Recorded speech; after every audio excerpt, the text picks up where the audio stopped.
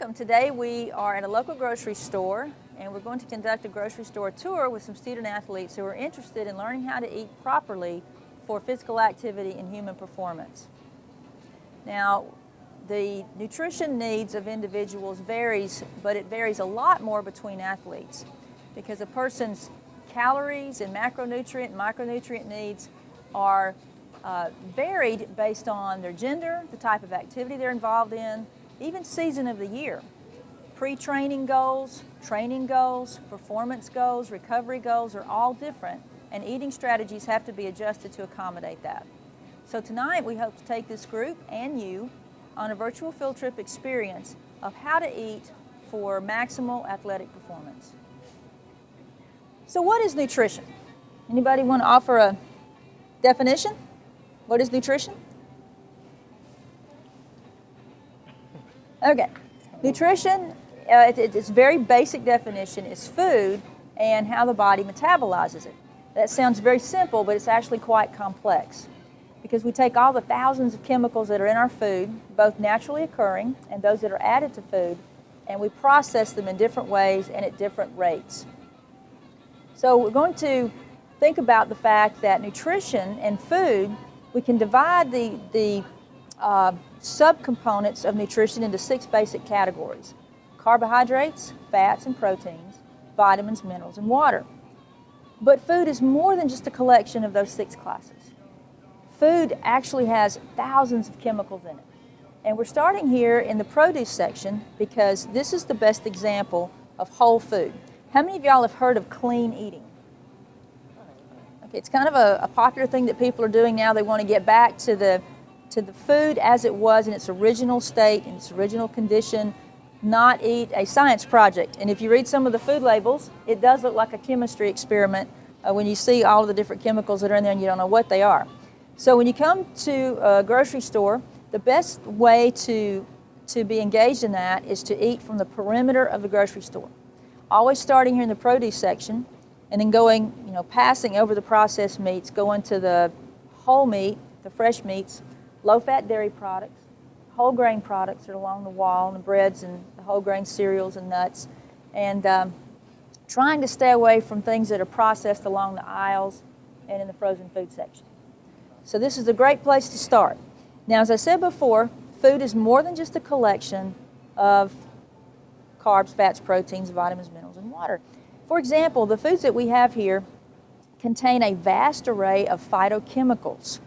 Phytochemicals are substances in food that we're just beginning to understand. We don't really know what all they have to do in the body. We're learning. At this point, they're not considered required nutrients. In other words, if we take them out, you'll still live. But with vitamins and minerals, if you remove those from your diet, you'll have severe deficiencies and you can die from those. With phytochemicals, we haven't established that. But we do know that people who eat diets that are rich in phytochemicals, and these come from fresh fruits and vegetables, that they have better health outcomes.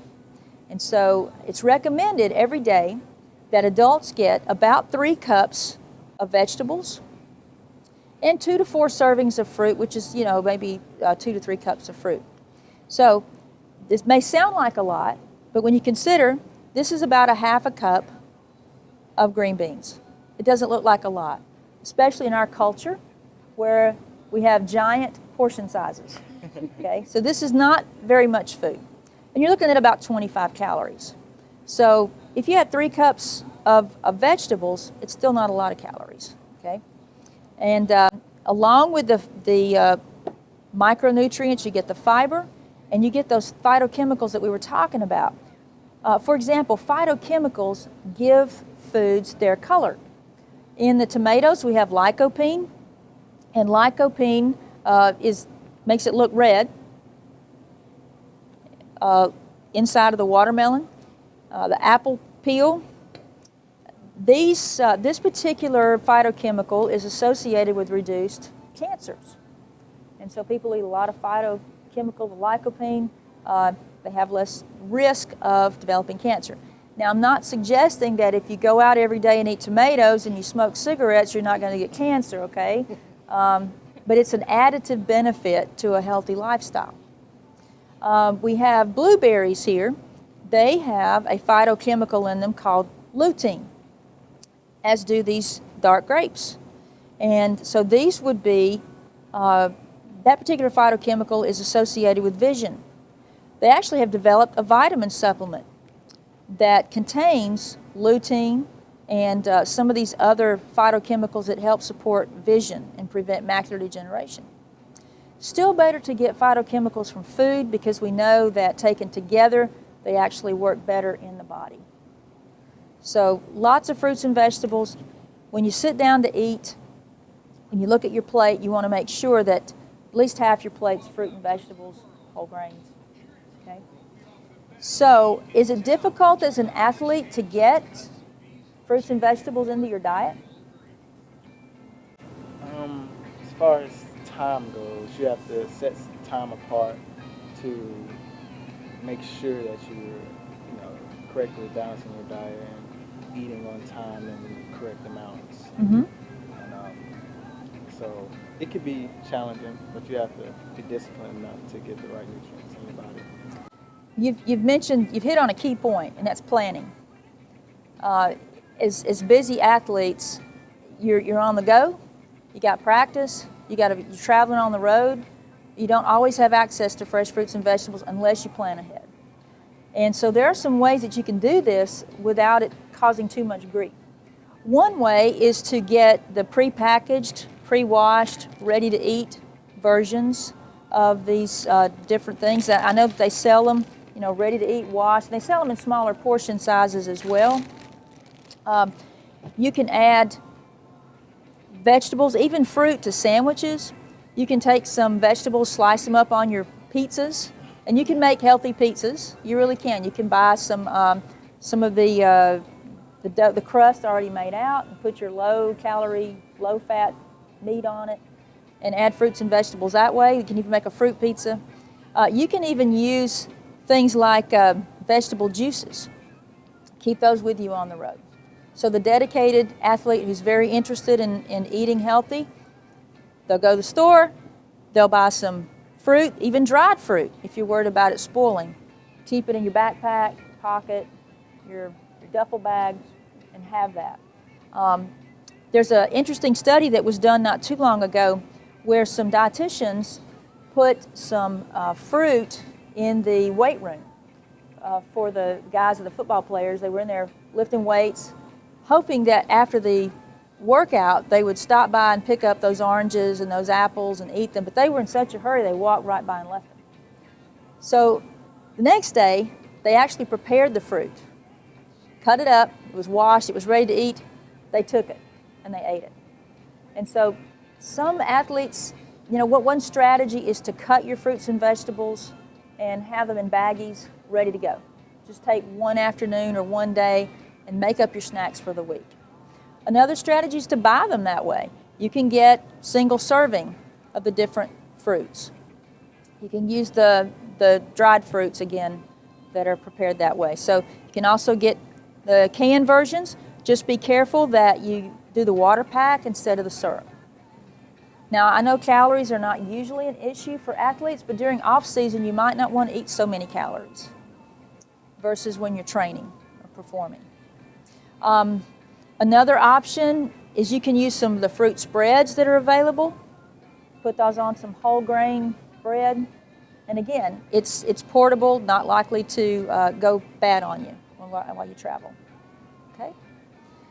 Any questions or comments? Question about the packaged versus non-packaged vegetables or fruits, for instance, with this example of the collard greens versus, I guess, fresh collard greens you would get from over here, like farm fresh, like at a farmer's market. Whole leaf. Whole leaf. Mm-hmm. Would you prefer one purchase packaged or unpackaged fresh from a farmer's market type setting?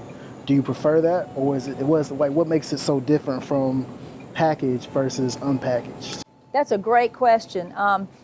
In years past, we've talked about, is it better to get fresh, canned, or frozen? Which is best? And now we have the prepackaged that's been cut and washed versus the open leaf kind that's not particularly washed, to the standard that this is, because it's usually triple soaked, and it's usually soaked in some sort of an antibacterial agent. If y'all remember, a couple of summers ago, we had the big scare where people got bacterial infection from eating the spinach that was bagged. The problem with bagged food is that if you have one contaminated leaf and you cut that and you put it in water, it suddenly contaminates the whole vat. Whereas if I go and I get some raw spinach leaves off the shelf and I clean it, I'm not as likely to contaminate hundreds and hundreds of bags from lots of people, okay? So the onus, I guess, is on me to make sure that my leaf is clean and ready to eat. I feel like this is perfectly safe. Is it any healthier? Probably not. A lot of times you can just look at the leaf and look and see, do you feel like it's been out for a few days? Sometimes actually frozen food may be more nutritious than what you find in the produce section. If it looks like it's been out there for a couple of weeks, it's kind of wilted, it's changing colors, you might be better off to buy the frozen, especially if it's out of season. In a few more weeks, strawberries are going to be really high, and they're probably not going to look too good. You might want to go to a frozen or a dried strawberry, okay? But in terms of eating as an athlete, being on the go, having very little time, I think taking advantage of some of these pre-cut, pre-packaged foods is the way to go. If you don't have that available where you shop, make it yourself. Great question.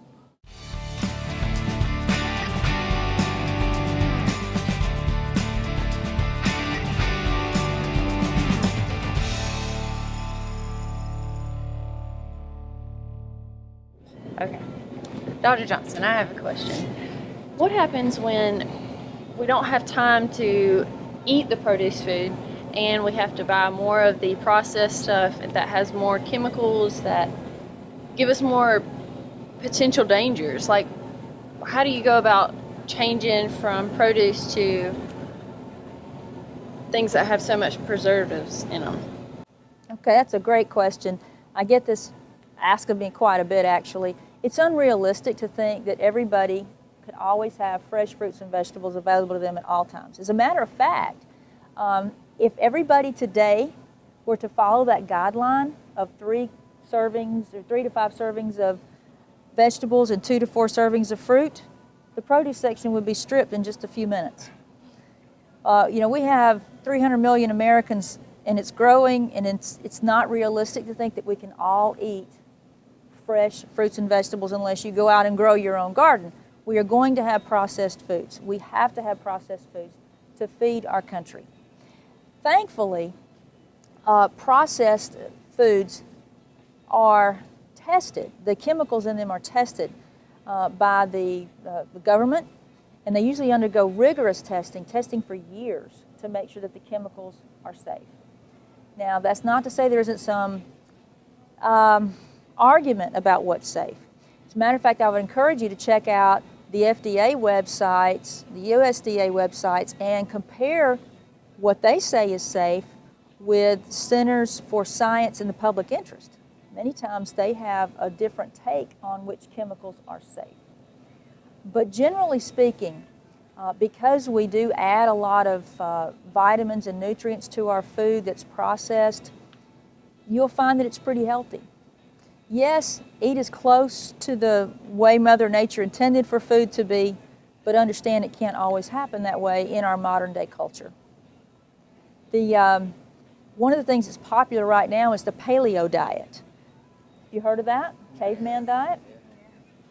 Well, supposedly, according to this diet, we're supposed to eat like caveman ate 10,000 years ago. But if you go back 10,000 years, our food has changed so much. If you go out into areas where the produce has not been manipulated as it has, we've gotten all these farming techniques that increase yield. If you look at wild blueberries, they're very, very tiny, but the ones in the grocery store are pretty big by comparison. So we have optimized our farming methods so that we get better crop yields. Carrots, wild carrots, they look like roots, not at all like the carrots that we see that are made by commercial farms. Tomatoes, grown wild, have a lot of solanine in them, which is a poison. But we have, through crop science, developed a tomato that we can eat and enjoy. Every banana that you eat is not a wild banana. They have created a banana that has no seed, but a wild banana is so full of seeds you couldn't eat it. And so I want you to understand that even our whole foods are somewhat processed, okay? They're just not as well preserved. Although, with genetic engineering, they're actually able to insert genes into some of this food to keep it from over-ripening. A number of years ago, they came out with a Flavor Savor tomato, where they take a gene, put it in the tomato, and keep it from ripening too quickly. So they have genes that keep potatoes from growing the little eyes on them, to slow the ripening process. So there's a lot of controversy about that, genetically engineered frankenfoods, as they call them. They want them labeled so that people know that they're getting that. And then the producers say, well, the stuff's perfectly fine, and why create undue consumer worries about it? So I guess to answer your question, everything's processed. It's just greater, lesser degrees. It's a necessary evil. Always best to eat as close to whole as possible. Well, now we've arrived here at the bread section, and the reason I want to stop at this one is because bread is a U.S. staple. By staple food, I mean it's probably something that you have at every meal. And because bread is our staple food in the United States, if you go to another country, it might be rice. What do you think the staple is in Ireland? Potatoes, absolutely. Well, because bread is our staple, the government has chosen wheat to add a lot of nutrition to it. The Enrichment Act in the 1940s was passed because that's when processing bread became popular. Instead of putting the whole grain in, people enjoyed the flavor of just white bread. One behind you there. So this would have processed flour, like most of our bread does. And when they processed it and they took away the bran, they got rid of a lot of nutrients. So the Enrichment Act was passed. It says you must add the vitamins that were lost in processing back to the level prior to processing. So the government does pay attention to the processing issue. Is it any different than, the whole wheat bread? Vitamin-wise, no. Fiber-wise, very little difference. So it's just about the same. Now, there's some phytochemicals that you're going to get in the whole grain that you probably won't get in the processed, but for the most part, it's about the same. You'll find wide variations in calorie level. You have some that's 110 a slice, and then you have some reduced calorie bread that's just 40. You can, as athletes, you guys are traveling on the road, your sandwich might get smashed. So why not get it already that way, right? With some of this. Generally speaking, though, a piece of bread's going to have about 70 to 80 calories. If you have a bun, top and bottom, about 160 calories. And in our presentation, we talk about how many calories an athlete might need, so these numbers will mean more to you as we get through. So bread's healthy. People often accuse it of being fattening, but a calorie is a calorie is a calorie. You can get fat on any calorie excess. You can lose weight if you create a calorie deficit. But bread is a healthy part of our diet because it does have a lot of nutrients added to it, even to the processed ones. Any questions? Could you speak more about empty calories rather than, more full, which are better for you? You're talking about a term called nutrient density. Nutrient density is the amount of calories provided the amount of nutrients provided by the calories in the food. So what you want are very nutrient dense foods. You want to get all the nutrition you can per calorie. And things that tend to be empty calories, I've decided to try to exclude on this grocery store tour, things like candy and drinks, just plain sugar type foods, high sugar foods. But yeah, as athletes, you want to maximize every calorie you eat. You want to eat nutrient-dense foods. I don't recommend candy and candy bars and sugary drinks and Kool-Aid and all that kind of stuff. You guys need the nutrition because The reason for that is when we process the calories that we eat, we have to have vitamins as coenzymes. And when you deprive your body of that, you really can't effectively utilize those calories. A lot of them get converted to fat. There's some evidence that a lot of sugar leads to inflammation. You know, back to that paleo diet business, if you think about if a person were to compare the amount of sugar, which is empty calories, that we eat today to what people did 200 years ago, I think about how many of y'all grew up knowing what sugar cane is?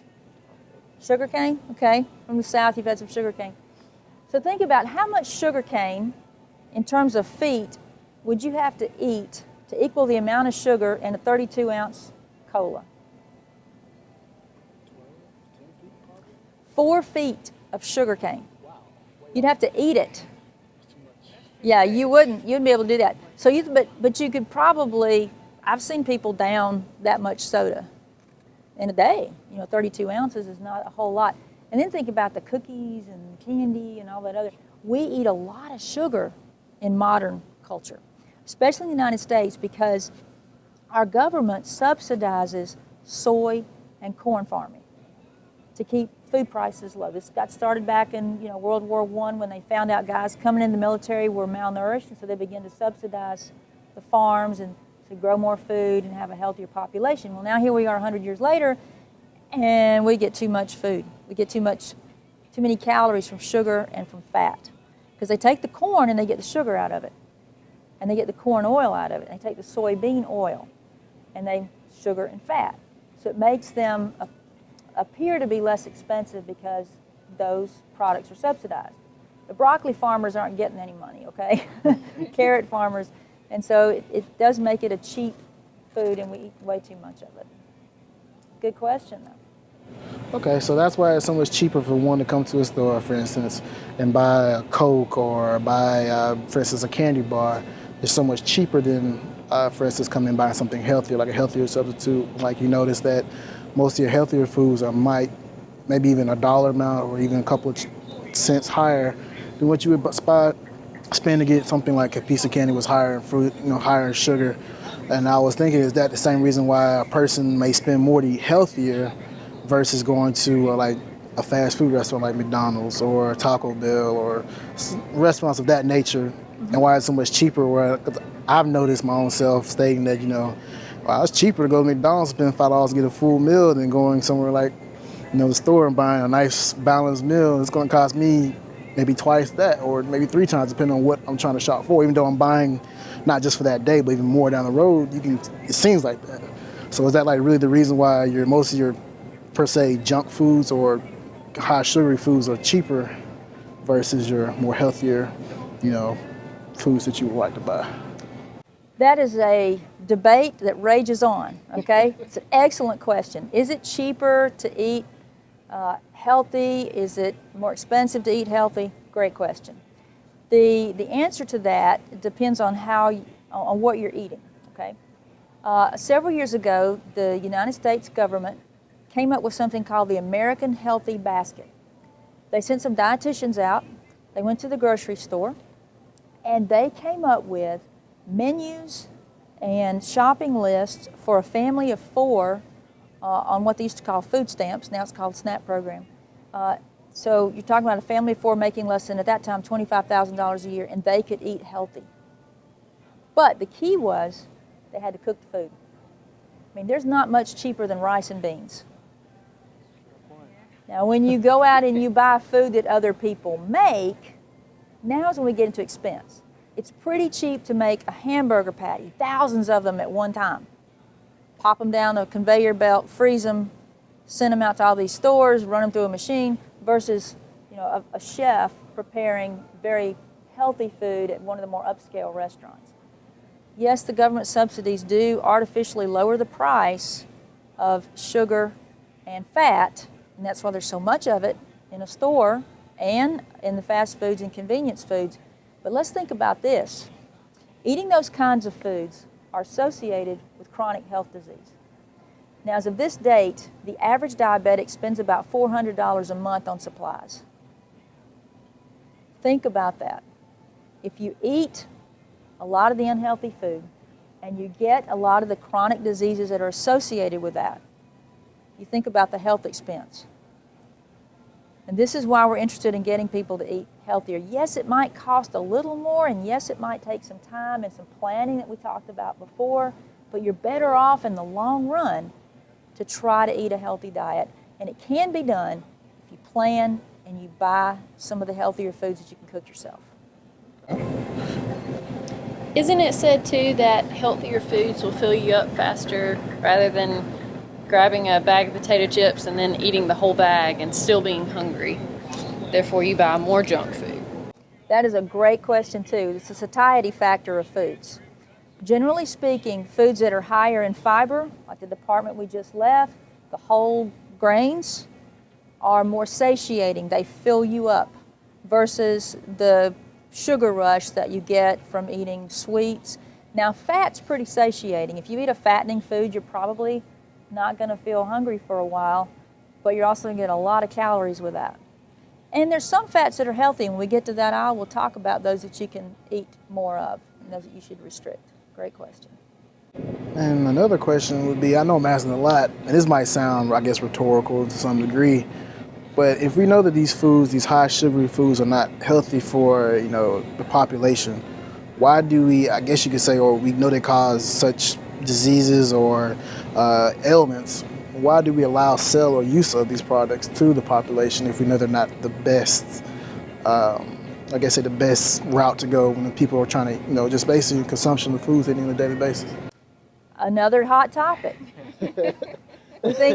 We think about the food police and all that's gone on with, in New York, how they tried to outlaw the large sodas, and there's some places in New York you can't even buy a pickle because it exceeds the allowed amount of sodium in a single serving item. But we live in a free society, and I'm glad we live in a free society. And so this market that you see around you is consumer driven.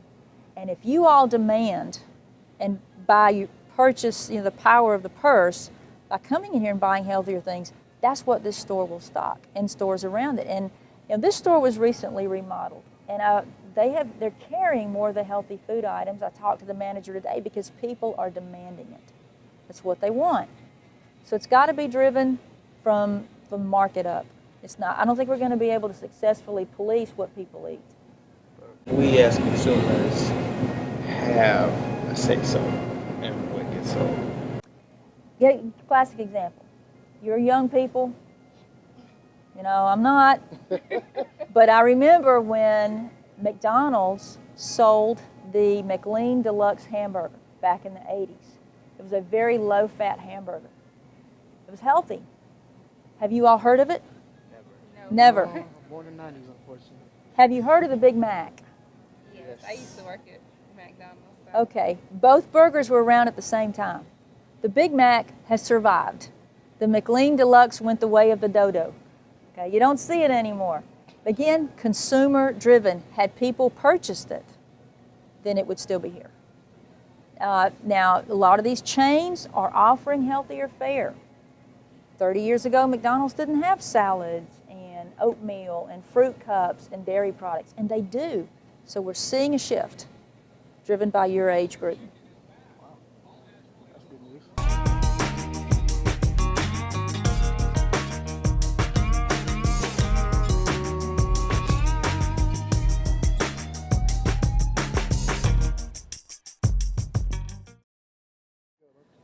Okay, so here we are at the condiment section, and a lot of people don't realize how much this contributes sodium and calories to their diet because they use relatively small amounts.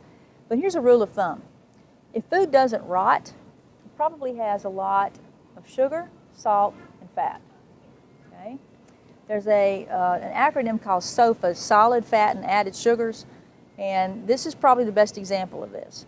When you think about how long a bottle of ketchup can last in your shelf, how long mustard can hang around and still won't grow anything fuzzy on it, or steak sauce and these kinds of things.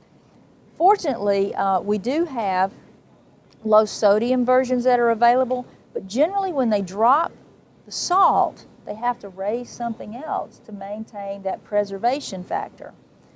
maybe sugar, maybe high fructose corn syrup, something to keep the bacteria from being able to get to the fluid part of what's in that. There's something called a 85W, and that means any food that has available water above 85% is going to rot. So how can they preserve the food? They put enough sodium in it, or fat, or sugar to bind that water so the bacteria can't get it. So while we're here in the sodium section, in the condiment section, I want to talk a little bit about sodium. Now, as athletes, you all need a little more salt than other people do, especially if you're out there for a long time, especially if you have a high sweat rate. And we can talk later about how to estimate your sweat rate. Generally, though, we want you to get that sodium from a sports drink. The reason is sports beverages have 6 to 8% sugar. That's not very much. It's very small. But you have to have sugar to effectively absorb sodium. That's why it's better to get it from a sports drink, say, than mustard or pickle juice or some of those kinds of things. And I'm getting a little bit beyond the scope of our talk, but if you go down to the GI tract and the small intestine, you have those villi, and sodium's kind of absorbed at the bottom. It's best absorbed with sugar. If you all were to take a salt packet and swallow it, you'd probably throw up. Am I right? Anybody ever dare you to do that as a child? Okay, sometimes people do that. But if you have a little bit of sugar with it, you're going to get that sodium in a lot faster. And cramping is an issue. Now, some cramps that happen in athletic events, we really don't know why they happen, okay? But a lot of it is due to sodium depletion. People attribute it many times to potassium, but it's usually the sodium. And so that's why sports drinks are recommended rather than mustard and some of these things. But let's look at the labels. I'm going to ask you guys to look at the labels of, let's just start out with the ketchup. Can you tell me how many milligrams of sodium is in a serving? 160 milligrams. 160 milligrams. Now compare that to the sodium in a serving of steak sauce. 1,220 milligrams of sodium per serving. 3 times the amount here than here. So what's the difference? Ketchup has more sugar. Yes. Even though a lot of the ketchup now says no high fructose corn syrup, if you'll read the label, can you read the ingredients list and tell me just the first few? Tomato concentrate, high fructose corn syrup, distilled vinegar, corn syrup. Isn't the first couple things, the first things that you see on the ingredient list is what's mostly in? Ingredients must appear in descending order of amount on a food label. So whatever the first 3 ingredients are the ones that are there predominantly. You're right. So this is lower in sodium because it's higher in sugar. Exactly. So again, we're preserving the food. So for everything that's given, something has to be taken away. If you're going to keep it from rotting, let's do the same thing, you guys. If you'll compare our salad dressings here, I want you to give me the information on calories first of regular, light, and low fat. Well, the regular ranch dressing has 140 calories. 140 calories per serving. What's the light? It has 80 calories per serving. And then the fat-free? Then the fat-free has 45 calories per serving. Okay. So we do have a declining calorie. We probably have some declining fat. What happens to the sodium? How much sodium is in the regular ranch? 260 milligrams per serving. Okay, and in the light? There's 260 milligrams per serving in this one also. Okay. But in fat-free, there's 350 milligrams. So it had to go up. But now you know why. We've got to preserve it. We've got to keep it on the shelf because it's a milk-based product. It's quite a few calories, though. What's a serving size? A serving size on original would be 2 tablespoons. 2 tablespoons of ranch dressing. Not a whole lot. Sometimes if you want to cut calories and sodium, you might want to go with some of the clearer salad dressings. Because again, they're not usually milk-based. So they're not, it's just vinegar and oil. Okay. So which would be better? Less sugar or more sodium? or eat in moderation. Or the other way around. In moderation. Well, again, okay, some people say I'll eat less and enjoy the flavor of the regular brand. And some people say I'd really like to have twice this amount, so I'm going with a fat-free. It's personal choice. Since we're talking about preservation with sodium and sugars, we say that sodium, like you stated earlier, preserves it longer. Is this in fact the reason why, I guess you could say 200, 300 years ago, when they would, have meats left over, they would put the salt on top of the meats to preserve them over a longer period of time? Right, because again, they'd rub the salt on there. It would reduce the water that was available to bacteria.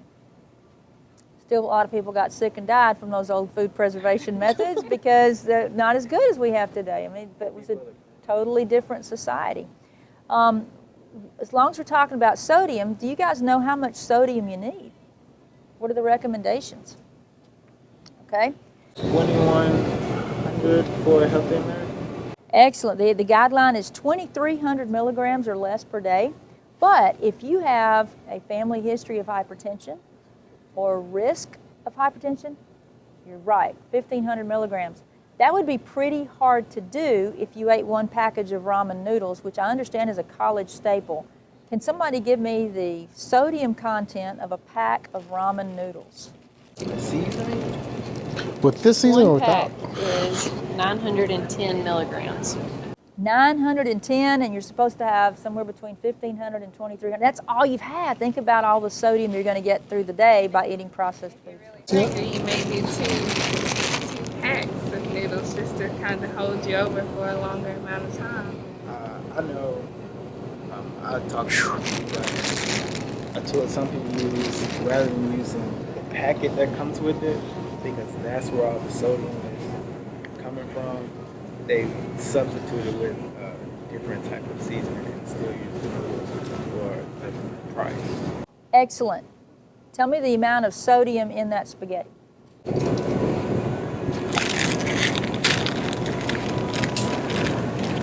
For serving size, 0 milligrams. 0.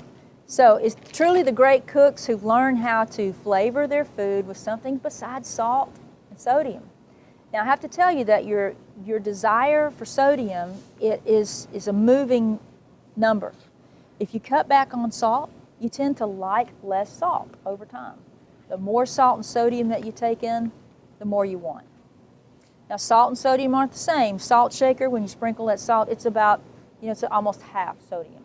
But when you look at processed foods, it's 100% sodium. Okay? So whenever you can, try to flavor with other foods. Try to use less processed foods. One thing that I like to use is just black pepper. Brings out a lot of flavor in my vegetables. Black pepper is excellent.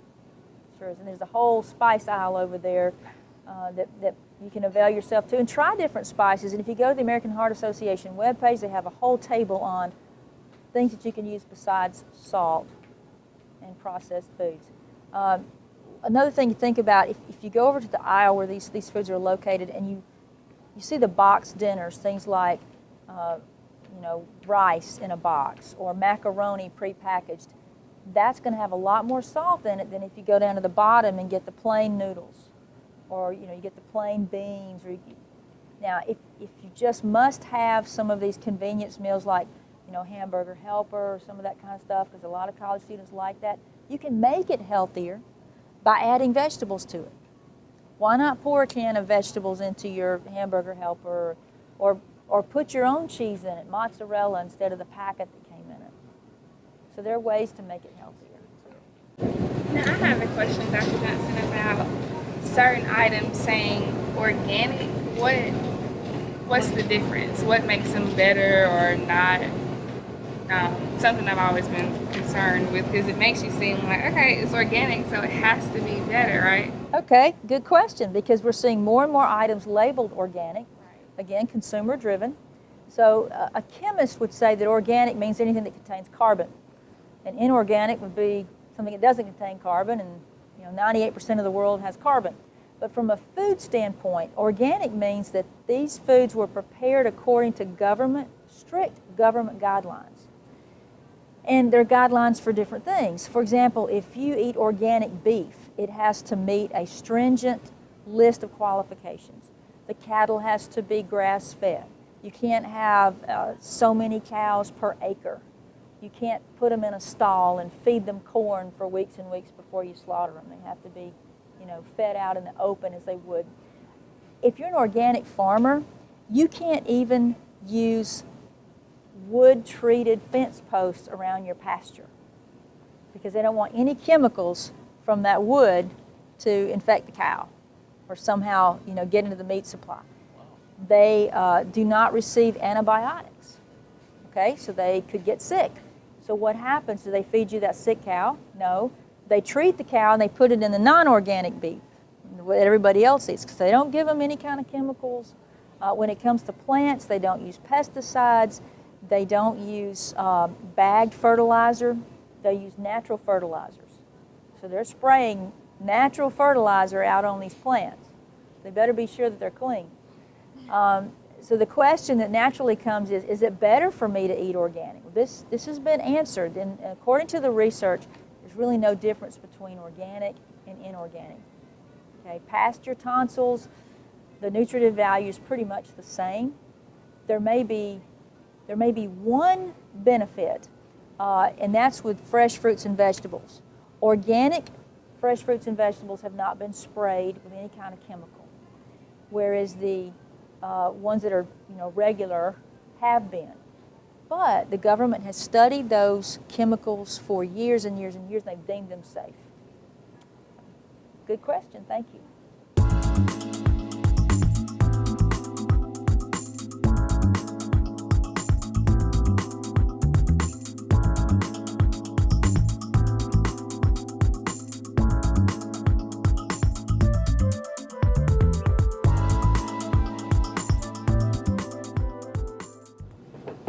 All right, well, here we are at what I affectionately refer to as the hanging wall of meats, okay? Earlier I said it's better to shop from the perimeter of the grocery store, with this exception. The flip side of eating processed meats is, again, they have a long shelf life. I mean, hot dogs can stay in your refrigerator for 3 weeks, and they will not ruin.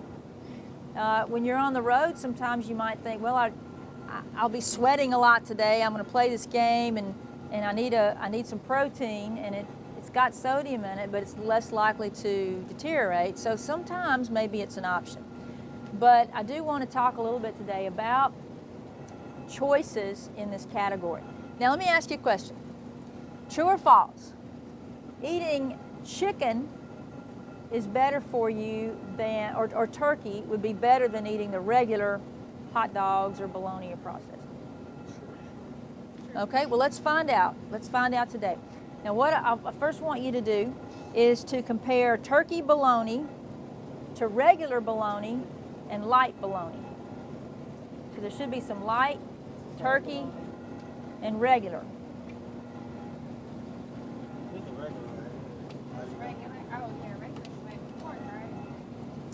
Okay, so we got light, we got turkey, and we got regular bologna.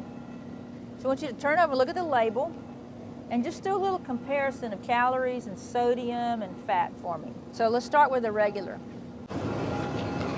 Okay, I have regular. The regular is going to have 80 calories.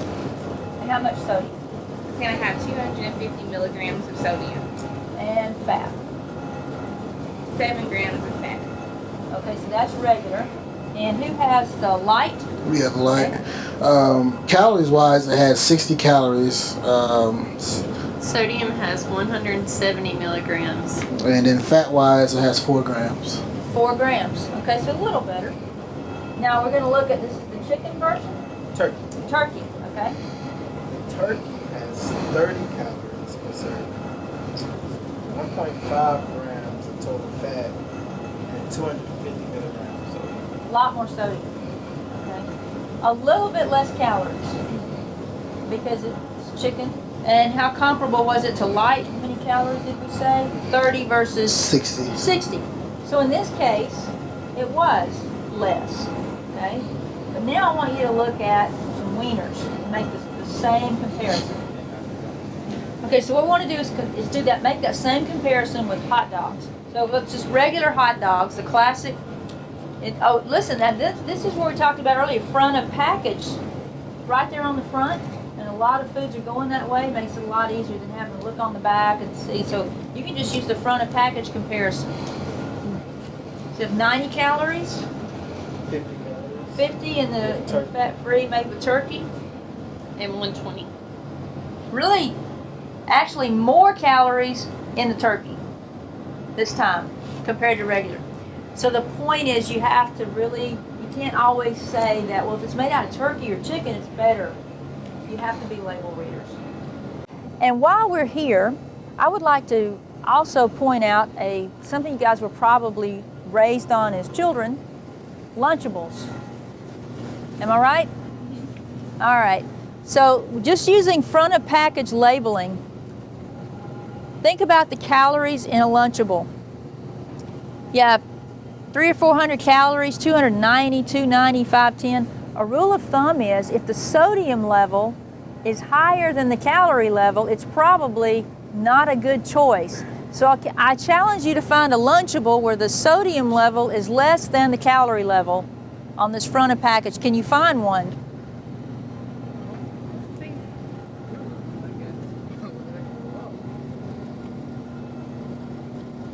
You said calories less than sodium. Yes, where the calories are less than the sodium.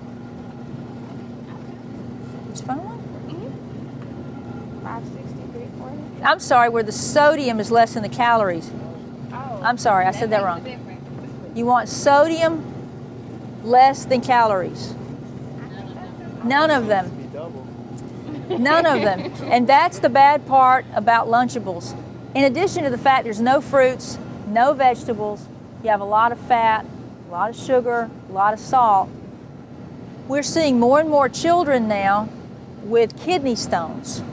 A leading cause of kidney stones is taking in too much salt and sodium, because sodium increases calcium excretion in the urine, takes it out of the bones. And so it sits there in the kidneys and you get kidney stones. And it's because we're eating way too much sodium. Not to mention the effect that all that salt has. Your kidneys have to work to flush it out and get rid of it. It temporarily causes water weight gain.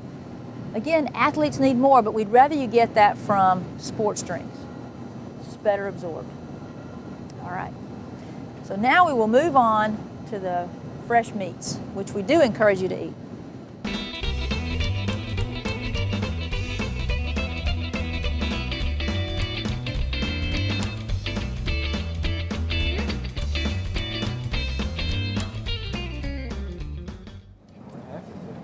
Okay, so here we are at the Meat Well, and we definitely encourage people to eat fresh meats if at all possible.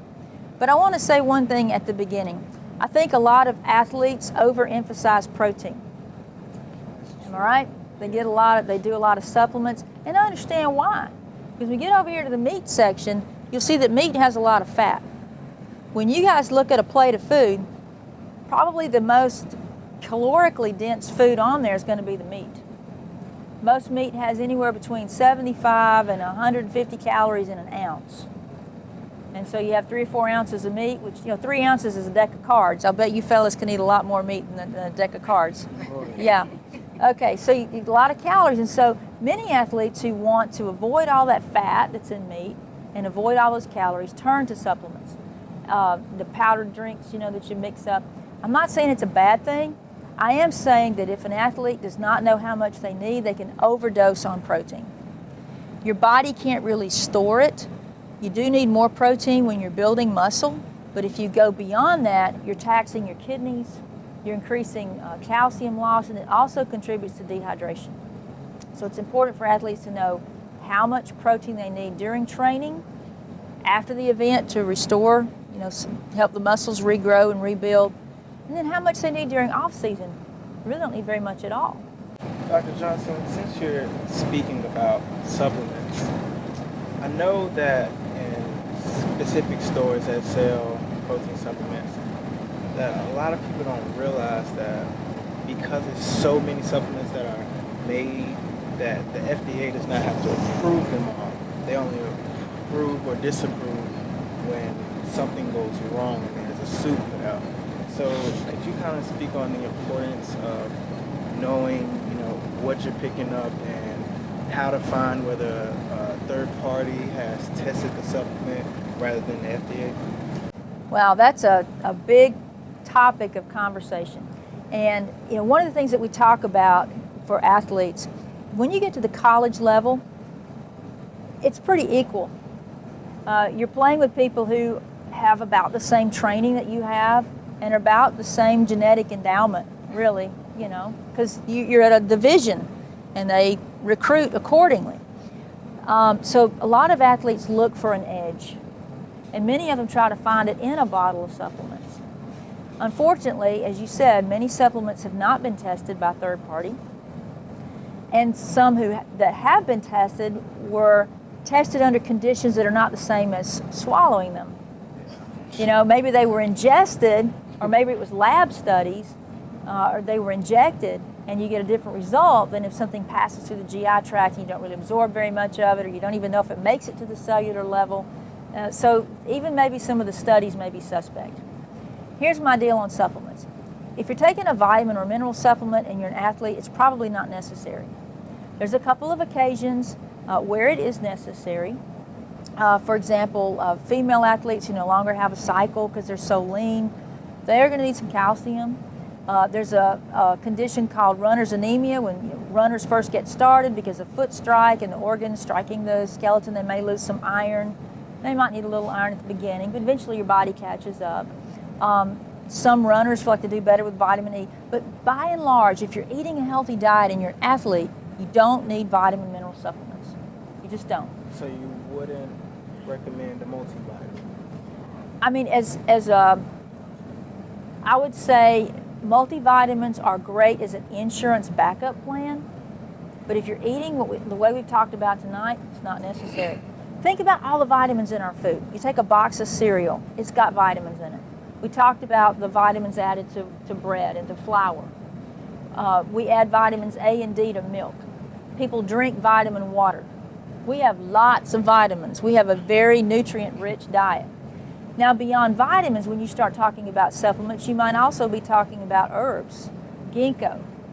You might be talking about echinacea and some of these other things that we really haven't proven that any of them do much for sports performance. A little bit of evidence that creatine taken in the right dose at certain times of the day during performance, not during off-season, may offer some benefit. So you really have to kind of go through one at a time and do your research on it and make sure it's dosed properly, because you can overdo it even on the creatine. My suggestion to people who are interested in this is to go to something like supplementwatch.org, clinicaltrials.gov, see what's proven, what they're studying. Another disadvantage of athletes taking supplements is that if you take something that has a funny brand name, like I'll make something up, Hornet Bang, okay? You don't know what's in there. There may be something in there that's banned, and then you get tested, and boom, you're out. We've had some athletes who actually took supplements that caused them harm, and they were out for a season because it wasn't declared on the label. How far does the FDA have to go as far as accreditation for labels to put them on the shelf? The FDA only gets concerned, as you said, when there is a problem, because supplements are considered natural. I can go out in my backyard and I can get some ginkgo leaves off the tree, and I can grind them up and I can put them in a capsule and I can sell them to you. It's a natural product. And so the government does not regulate ginkgo, it doesn't regulate watermelon, because they're natural. So the onus is on you as the consumer. They only get upset when people start getting sick. And another problem is we don't know how much people need. You don't know if that product is 100% pure ginkgo, or if I put some bark in there, it can just say ginkgo on it. They're not responsible for the content. If people do want to take supplements, I do recommend Puritan's Pride, because it's a mail order and it tends to be some of the better quality supplements. But you're right, unless it has GMP on the label, which is good manufacturing processes, meaning that that has gone through some testing to say, yes, we are what we say we are on the label, you don't know what you're getting. It's not regulated. Does that go for different meal replacements, like the different shakes that a lot of people get into, the different fads? Like, I know one that's really popular is like Body by Vi, and it's just like a meal replacement shake. Are those some of the ones that you also have to look out for as far as them being tested, or, you know? If they have herbals in them, those are not particularly tested, but most of those meal replacements are just carb, fat, and protein and some vitamins in there. I find that a lot of athletes do meal replacements and meals. It just depends on the strategy. Maybe they need 8,000 calories a day while they are competing. There are some people who have a very high calorie need. But I'll say this, if you just do protein and you don't get enough carbohydrate, you're actually going to lose muscle. And we'll talk about that later in this lecture. But while we're at the meat aisle and talking about something that athletes really like a lot, they like their protein, there are some leaner cuts of protein that we can choose. Now, let's think about pork. Pork tends to be one of your higher fat meats. But now, because again of farming methods, we can have leaner cuts than we did in years past.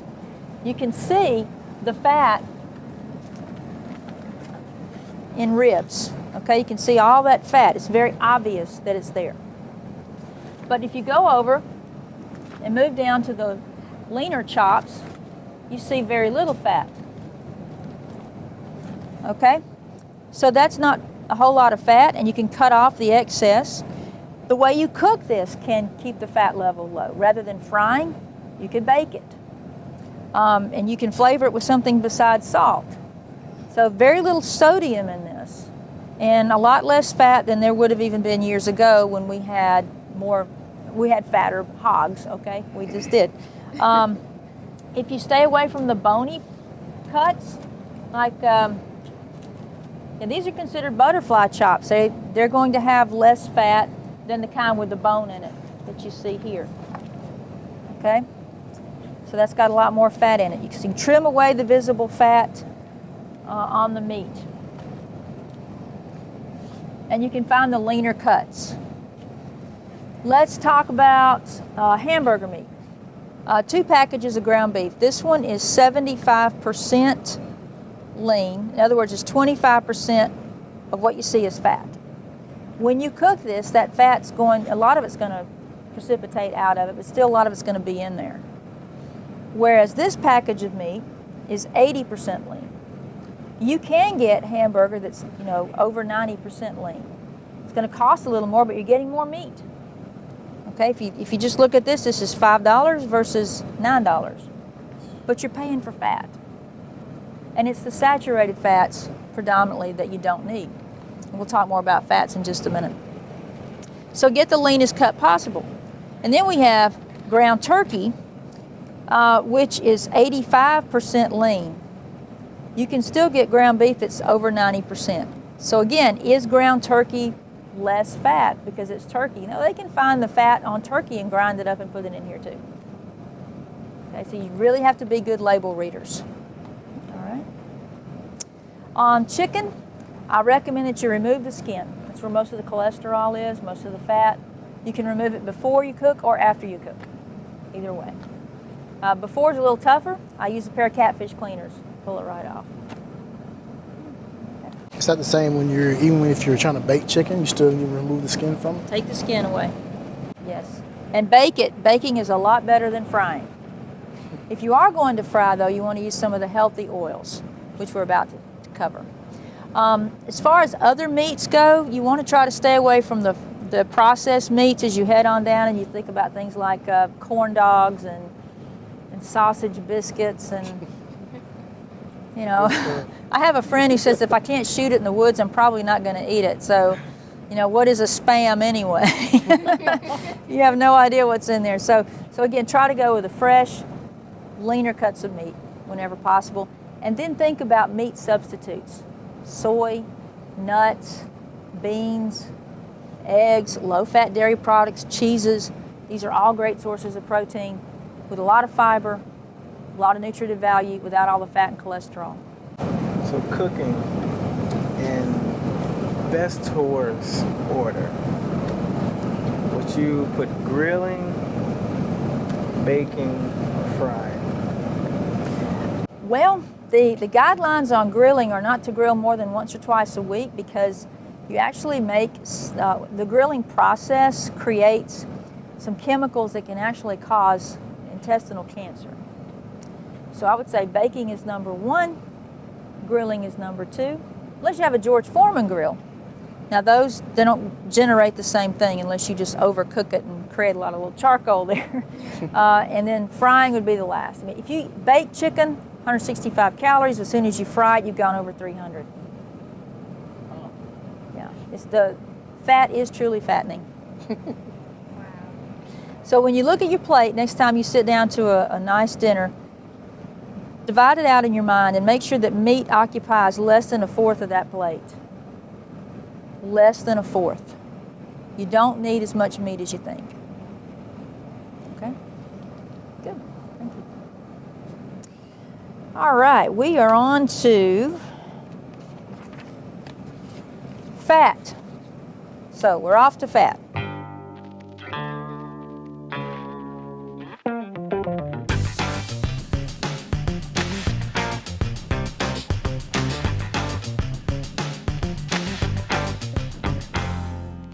So here we are on the, what I call the fat aisle.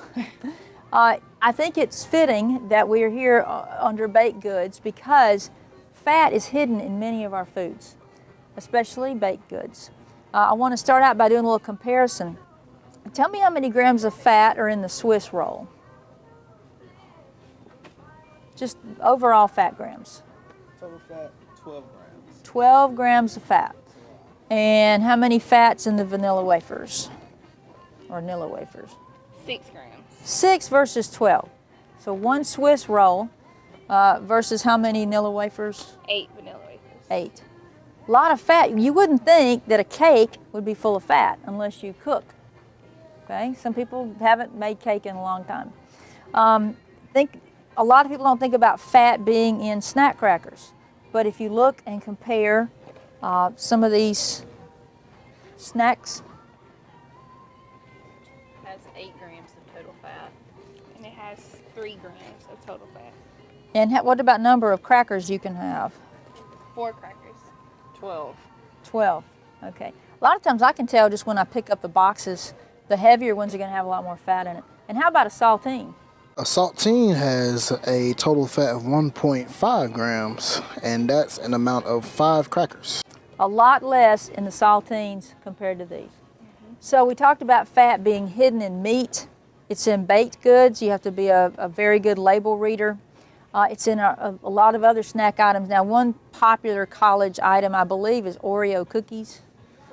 I'd like to know how many fat grams are in the Oreos down there. And I think we're only talking about 4 cookies. 7 grams, and it's only going to be 2 cookies. 2 cookies, 7 grams. So think about 2 cookies have 7, and 1 Swiss roll has 14 fat. So the natural question that I would think y'all would want to know is, how many fat grams do I need? Most athletes actually need a little less because they need so many carbs to fuel those muscles. That's what we want to focus on. Most adults need somewhere between 50 and 80 grams of fat a day. And it doesn't take long to add up.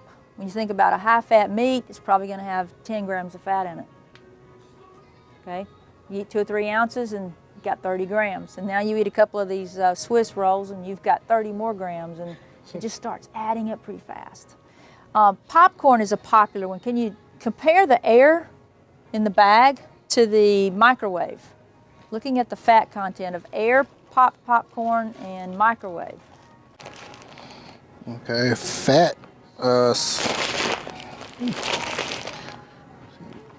Total fat is just 1 gram. 1 gram in how many cups? 2 tablespoons, which makes 5 cups pop. 5 cups of popcorn, and you only have less than 2 grams of fat. How much in a half a bag of Pop Right? 12 grams. 12 grams of fat. It's a lot. Again, I encourage you guys to be label readers. Now, how many of you use air poppers? They're not as popular as they used to be since the microwave has come out. Well, one question in doing that, is it due to that this doesn't have any butter versus that right there? That's the difference. That's the difference. This has, so you could actually pop it yourself in an air popper or use some oil, some healthy oil, and you control it. And a lot of this whole grocery store tour is about you guys becoming the gatekeepers of your food. You determine what you eat. If you eat things that are processed, somebody else has already spoken to that food before you got to it. They've already put in there what they want you to have. But if you make it yourself, and you say, well, there's no flavor there. Well, you could always flavor it up with some Parmesan cheese. Sprinkle that on top if you're trying to cut the salt. Because the sodium is there's a big difference in the sodium between those two as well. So you become the gatekeeper of your food. You prepare your food. You become the label readers, and put in you what you need. But we want to talk about the different kinds of fat because some fat is healthy and some fat is harmful. Generally speaking, any fat that is solid at room temperature is saturated. The carbons are joined together. There's no more room for any more hydrogen bonds. And this is the stuff that we need to eat less of. It shouldn't be any more than 10% of our total calories for the day. And if you have heart disease in your family, less than 7% of your total calories. But most people don't think in percents like that. And so we just have a general rule. Cut back on the meats because they tend to have a lot of saturated fat. The baked goods tend to have more saturated fats. We talked about that with the snack items. Then there's saturated fats in items you probably didn't think of.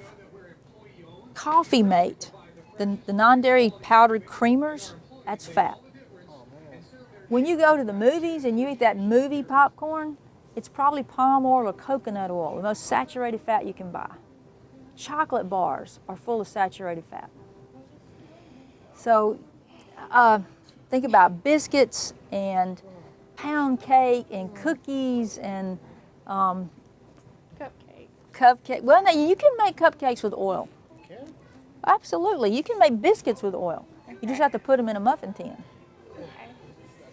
That makes me a bit happy. Yeah, most people don't make biscuits from scratch, but if you make biscuits, you're going to put, half a cup of this stuff and 2 cups of flour and a cup of buttermilk. You're going to put it together and make a biscuit. But you could substitute that with oil and put the dough in a muffin tin and it will rise. You see, solid fats add air.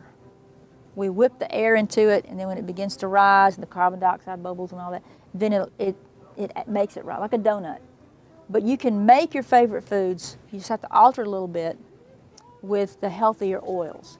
If something is liquid at room temperature, then you know it's unsaturated. These are the healthy oils. And the best of the best is olive and canola oil and peanut oil, because these are what we call monounsaturates. They raise your good cholesterol levels, your HDL, and they lower the bad cholesterol levels, the LDL, and that's what you want, okay? So I would encourage you as much as you can. If you want that fried chicken we talked about a minute ago, fry it in canola oil, olive oil, or peanut oil. You're still going to get calories, but you're going to eat some healthy fat. There's also healthy fats in nuts. The Heart Association and the DASH diet, which is dietary approaches to stop hypertension, encourages people to eat 1 handful of healthy mixed nuts per day. Beyond offering healthy fats, they have a high level of an amino acid that can actually cause vasorelaxation, so it fights heart disease. Okay. So liquid oils. Can you tell me some other things that are solid at room temperature? Some other kind of fats? Maybe bacon grease? The Sunday dinner roast, if it stays out long enough, you get that fat on top. So if you make a roast, it's a good idea to get one of those syringes and draw that fat that forms on the top. And of course, Why is, when you're speaking of cholesterols, why is high density better than low density? good question. Cholesterol doesn't just kind of freely move through the bloodstream. It's carried on different proteins. Because you know, fat and water don't mix, your blood's 90% water, so cholesterol, being a fatty substance, has to ride on a protein. Well, cholesterol that is attached to LDL means that that cholesterol is going to the blood vessels and perhaps clogging them and becoming embedded and causing plaques and streaks to form. If the cholesterol is attached to an HDL, then it's probably going back to the liver to be converted to bile and excreted from the body. So they're markers. Generally, if you have an HDL that's high, and that would be 40 to 60, you want it high as possible, that's a good marker. The doctor goes, okay, well, your cholesterol is 180, but a lot of it's attached to HDL. That's a good thing. But if he sees that your LDL levels are high, which is anything above 100, then he's like, uh-oh, you got a lot of free cholesterol in there that's bound to, when I say free, I mean you have a lot of cholesterol bound to LDL, and that means it's going to the blood vessels, possibly getting embedded. Okay. Is that where the platelets come from and causing like clogging of the arteries? Well, what can happen is you get the fatty streaks, and then you can get a blockage, and it'll rupture, and from the platelets building up. It's all a long, complicated process, but generally the healthier oils can help reduce your risk. So as athletes, you want to go low fat because you're emphasizing carbs. You want to get the lean cuts of protein. That's why, I don't know if y'all have noticed this, but there's actually a whole push right now. There's a website called Vegan Bodybuilders. They do bodybuilding with non-meat protein sources. It can be done. It's a healthy way to live. Vitamins and dietary supplements. You do need a few supplements. Yeah, that will be covered in a later part of this presentation, if that's true. You do. Some things you have to worry about, but it's doable and it's very healthy. They just want to stay away from all of this because your body makes cholesterol. You don't need it. Now, I said nuts were healthy. I want to talk just a little bit about nut butters, though. Another college staple, peanut butter, right? So we said nuts were healthy, but what about the nut butters? There's a process called hydrogenation. That is where they take a liquid fat and they bombard it with hydrogens until it turns into a solid fat. As a matter of fact, if you read this label, it says it's hydrogenated vegetable oil. Most liquid fats are from vegetables. Most of your solid fats are from meats. But they've taken this vegetable oil and they've saturated it, and now it's not good for you, as we said before. So what about this? What about the nuts? Some of the nut butters have been hydrogenated. You read the word partially hydrogenated vegetable oil to keep it a nice consistent product. You'll notice in this one, it doesn't have any hydrogenated. It's all natural and the oil is standing on top. This is actually better for you because when you hydrogenate it, you make it saturated, and you also can create trans fats, and you've heard of those. And those are also bad for you. So what can you do with this? Well, you can stir it up, or you can just turn it every now and then, and it'll kind of stay in solution a little bit better. So at night, you lock the back door, you put the cat out, and you turn the peanut butter, right? Usually part of your routine. But actually, the nut butters are very healthy, especially if you get the kind without the partially hydrogenated fats. Very good. There's also cooking spray. Use this whenever possible to grease your pans for baking instead of the saturated fat. And as long as we're talking about baking, there are ways to eat baked goods that are down this aisle where you can reduce the fat. One way, now just hang on, I promise this is good. Instead of eating frosting on chocolate cake, put a spoonful of applesauce. You'd be amazed. It tastes really good. And you've just done away with a lot of fat and sugar when you don't use frosting. You can take a box cake, and instead of putting a lot of the eggs in there, you can put a Diet Pepsi in there. And it will taste just fine. Diet Pepsi. Yep. Substitute it for the eggs. And It'll is work it just because fine. of the amount of cholesterol carried in eggs? Yeah, eggs have a lot of cholesterol in it. That's true. It's an animal product. So there are these kinds of tips are available on the Heart Association websites and the like. If you're trying to cut down the cholesterol, because like I said, you make cholesterol. There's no point in eating it. It's in any animal product. You won't find cholesterol in these oils. You won't even find it in the Crisco because it's from vegetables. It's in animal products. And again, that's why you want to eat less animal products. You're talking about cholesterol. I've known people, for instance, a friend of mine. He still is a very active power lifter. I remember sometimes he would come into class and he would have a boiled egg, but he would have the, you could say, just the white and the yellow was picked out. And I would ask him why he would do that. He said that the cholesterol, he did keep to lower the cholesterol, but he still get the protein out of the egg. Is that still That's exactly right. the best way to do it? He's getting the complete protein found in the egg white without the expense of the cholesterol, and most of that is in the yolk. Okay. It's a very good strategy. A lot of people buy egg beaters for that reason. Okay. Egg substitutes. Great. Cool. Good question. All right, we have one more stop. And that is the beverage aisle, because we want to talk about hydration before we go.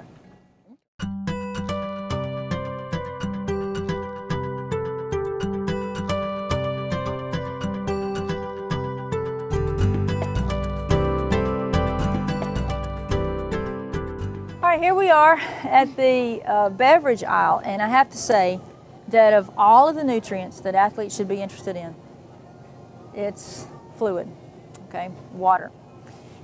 But as an athlete, you can't just rely on plain water, especially for activities that are conducted in the heat and for activities that go for longer than an hour, hour and a half.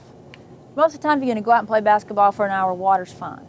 But after that, especially if you have a high sweat rate, then you're going to have to replace the electrolytes that are lost with the fluid. Now, we're in the South, and we have football, and we have a long season for sports. Because it is hot. It's also very humid. The more you're blowing air out of your mouth, the more water you're losing. With the gear, the football pads and all, it insulates, it traps heat. And so hydration is just critical. As little as 2 to 3% fluid loss, you have a twofold loss in athletic ability. And you can't rely on taste or thirst alone to tell you that you need fluid. By the time you feel thirst, you're already dehydrated. You see, your blood is 90% water. And when you get dehydrated, your blood becomes concentrated with electrolytes. And so it begins to pull the water out of your salivary glands. So by the time you feel thirst, you're already dehydrated. So hydration is critical. And I want you to remember this mantra: drink to a schedule and drink to maintain weight. You want to weigh yourself before you go practice, before you go on the field, and then you want to drink based on your sweat rate. And then when you get off the field, you want to weigh yourself again. And for every pound that you've lost, and you will lose, you want to drink 2 to 3 cups of fluid, and you needed to have an oral replacement, oral rehydrating solution that has electrolytes in it. So not all beverages are the same, and we have a slide to show you that compares the different beverages. But let's talk about that. We got plain water here, which again I said is fine for off-season and for anything less than an hour, hour and a half. Some people don't like the taste of plain water, and they want to know, well, can I drink flavored water? Absolutely. There are people who are concerned about artificial sweeteners, but you would have to take in so much of that artificial sweetener, I mean pounds and pounds of it, that it's really not an issue. So some studies have proven that people actually drink more fluid if it is flavored. So I encourage you to do that if you don't like the taste of plain water. Now, beyond an hour and a half, hour and a half, you want to do some oral rehydrating solutions, something like the sports drinks. As we said before, they're 6 to 8% sugar, and they have potassium and phosphorus and all that. It's chemically developed to rehydrate athletes. So that's my second suggestion. Now, let's talk about things like sodas. They are not recommended for hydrating for several reasons. First of all, sodas have, they're very acid. And so they eat away your teeth enamel. They erode that. And some people go all day long with sodas and bathe their teeth in it all day, and that's not a good thing. So they have a low pH. They have sodium, not a lot, 35 milligrams of sodium, but they do have sodium. They have sugar. They're empty calories. You're talking anywhere between 10 and 15 calories per ounce of just sugar and water. And we already talked about we just don't need that much sugar. When you eat calories, you want some nutrition to come with it. So this is probably, sodas are not a good idea. And the same disadvantages of sodas are also found in fruit punches. You say, well, it's got vitamin C. Vitamin C is not that hard to get, okay? You can get vitamin C pretty much anywhere. The RDA is right, 60 milligrams, and you only need really 10 because it's set so high, and it's pretty easy to get. So this is sugar water. You say, well, what about 100% fruit juice? With the exception of maybe a little bit of grape juice and orange juice, most juice is just the sugar and the water out of the fruit. Better to eat the fruit. You can get the fiber with it and all those phytochemicals that we talked about. So, the ideal beverages for athletes: water, flavored water if you prefer, oral rehydrating solutions when you've been out there for a while and you've lost a lot of electrolytes. What about energy drinks? Energy drinks, I can't in good conscience recommend them. A lot of what they say that they're going to do, they don't really accomplish by what's in here. Some of them have a lot of caffeine. Caffeine is a central nervous system stimulant, so yes, it may give you a little pick-me-up, but at what expense? Caffeine is dehydrating. It's a diuretic. It's going to cause you to actually lose fluid. There also may be some substances in here that just aren't good for you or unproven. So I don't recommend them. I also want to talk a little bit about off-field behavior and alcohol. Sometimes when teams go on the road and they celebrate by going out and have some alcoholic drinks, alcohol is dehydrating. It's a diuretic. It will dehydrate your muscles, and we already talked about what dehydration does to sport performance. You know that it impairs your ability to connect. You got a ball coming at you 100 miles an hour, you got to hit it with a bat, and you're dehydrated, you got a headache and a hangover. I mean, it's just not good practice to drink alcohol when you are in season, okay, when you're trying to train. I guess the only time I'd recommend alcohol, well, I don't really recommend it, but would allow it would be in off-season, and even then in moderation, because you're serious athletes and you don't want to put harmful things in your body. And it is a toxin, okay? Any questions about hydrating? I have a question about particular fruit juices, like, let's just say orange juice. Why is it that so many people, they get sick and they recommend to drink orange juice, but isn't it true that everything has a season? So it wouldn't make sense for orange juice to be sold year-round, right? When you say when you're sick, drink orange juice. Now, some people say vitamin C, which is in orange juice, can help ward off colds. Is that what you're referring to? Yeah. Okay, that was theorized by Dr. Linus Pauling, who back in the 70s, he actually wrote vitamin C in the common cold. And orange juice is a nice vehicle for vitamin C. Vitamin C is really found in fresh fruits and vegetables, which are not always available year-round.